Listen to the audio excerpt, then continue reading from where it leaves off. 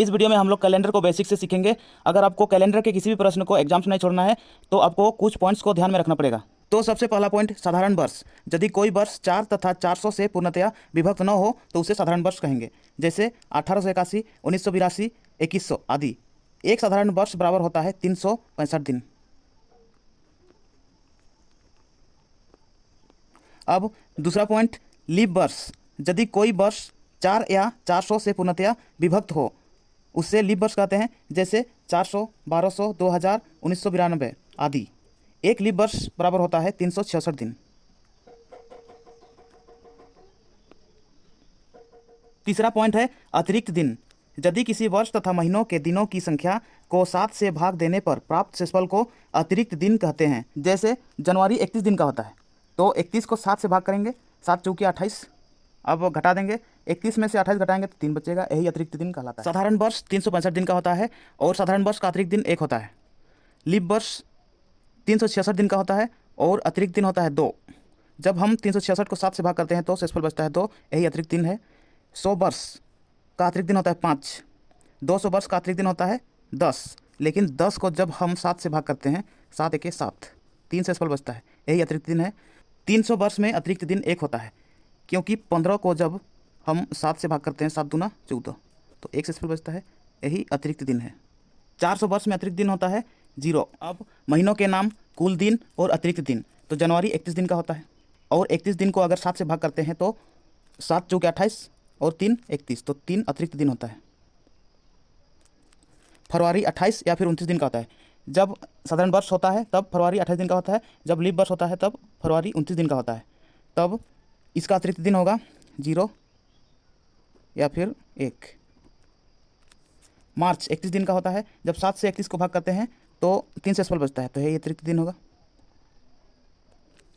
अप्रैल 30 दिन का होता है, तो 7 से जब भाग करते हैं 30 को तब 2 शेषफल बचता है, यही अतिरिक्त दिन होगा। मई 31 दिन का होता है, 7 से जब भाग करते हैं तो 3 शेषफल बचता है। जून 30 दिन का होता है तो इसका भी अतिरिक्त दिन 2 होगा। जुलाई 31 दिन का होता है, इसका भी 3 होगा। अगस्त 31 दिन का होता है, इसका भी 3 होगा। सितंबर 30 दिन का होता है, इसका भी 2 होगा। अक्टूबर 31 दिन का होता है, इसका भी अतिरिक्त दिन 3 होगा। नवंबर 30 दिन का होता है, इसका अतिरिक्त दिन 2 होगा। दिसंबर 31 दिन का होता है, इसका भी अतिरिक्त दिन 3 होगा। अब दिनों के नाम और उनके कोड। रविवार का कोड होता है 0, सोमवार का कोड होता है 1, मंगलवार का कोड होता है 2, बुधवार का कोड होता है 3, गुरुवार का कोड होता है 4, शुक्रवार का कोड होता है 5, शनिवार का कोड होता है 6। इनको याद रखना पड़ेगा। अब क्वेश्चंस में आते हैं। क्वेश्चन नंबर 1 है 26 जनवरी 2001 को कौन सा दिन था? तो 26 जनवरी 2001, तो यहाँ पे साल 2001 में 26 दिन कंप्लीट हुआ है, यानी कि 26 प्लस 2000, तो यहाँ पे 26 है प्लस, तो यहाँ पे 2000 में अतिरिक्त दिन 0 होगा। अब दोनों को जोड़ेंगे, 26 और 0 को जोड़ेंगे तो 26। अब 26 को 7 से भाग करना है, 7 7 तिया 21। अब माइनस कर देंगे, 6 में 1 गया 5, 5 यही अतिरिक्त दिन हुआ। तो ये जो 5 है किस दिन का कोड है? तो सोमवार का 1 होता है, मंगलवार का 2 होता है, बुधवार का 3 होता है, बृहस्पतिवार का 4 होता है और शुक्रवार का 5 होता है। तो यहाँ पे शुक्रवार, यही आंसर होगा। क्वेश्चन नंबर 2, 15 अगस्त 1947 को कौन सा दिन था? तो यहाँ पे 15 अगस्त 1947, तो यहाँ पर साल 1947 पूरा नहीं हुआ है, 15 अगस्त तक हुआ है, इसीलिए जनवरी से लेके अगस्त तक, जनवरी, फरवरी, मार्च, अप्रैल, मई, जून, जुलाई, अगस्त। तो जनवरी में अतिरिक्त दिन होता है 3, फरवरी में अतिरिक्त दिन होता है, अगर लीप वर्ष नहीं है तो 0 और लीप वर्ष है तो 1। तो यहाँ पे 1946 लीप वर्ष नहीं है तो यहाँ पे 0 होगा। मार्च अतिरिक्त दिन होता है 3, अप्रैल में अतिरिक्त दिन होता है 2, मई में अतिरिक्त दिन होता है 3, जून में अतिरिक्त दिन होता है 2, जुलाई में 3 और अगस्त 15 अगस्त 15। अब इन सबको जोड़ना है। 3 3 6 2 8 8 3 11 2 13 14 15 16 16 और 15 होता है 31 31। अब 1946 के लिए 1946, तो 1946 के लिए 1900 प्लस 46।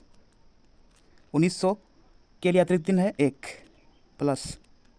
अब 46 में कितने लीप वर्ष हैं और कितने साधारण वर्ष हैं, तो लीप वर्ष ज्ञात करने के लिए 4 से भाग करना पड़ता है, यानी कि 4 एका 4, यहाँ 6 बचा, 4 एका 4, 11 चौके 44, ठीक है।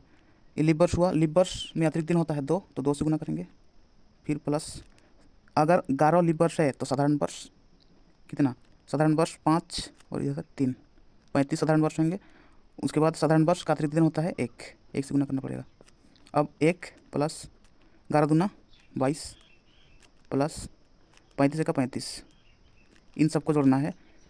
5 2 7 और 1 8, 3 2 5 58। अब 31 और 58 को जोड़ना है, तो कुल 31 प्लस 58, 8 1 9 5 3 8, 89। अब 89 को 7 से भाग करना है, 7 1 7, 1 बच्चा 9, 7 दूना 14, घटाएंगे 9 में 4 गया 5 बचा। तो यहाँ पे अतिरिक्त दिन 5 आया, तो 5 किस दिन का कोड है, तो सोमवार 1 होता है, मंगलवार 2 होता है, बुधवार 3 होता है, बृहस्पतिवार 4 होता है और शुक्रवार 5 होता है, यानी कि यहाँ पे शुक्रवार का दिन था, यही आंसर।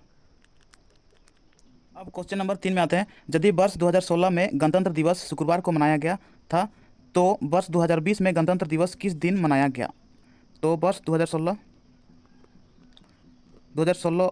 तो गणतंत्र दिवस 26 जनवरी को मनाया जाता है, तो 2016 26 जनवरी को था शुक्रवार।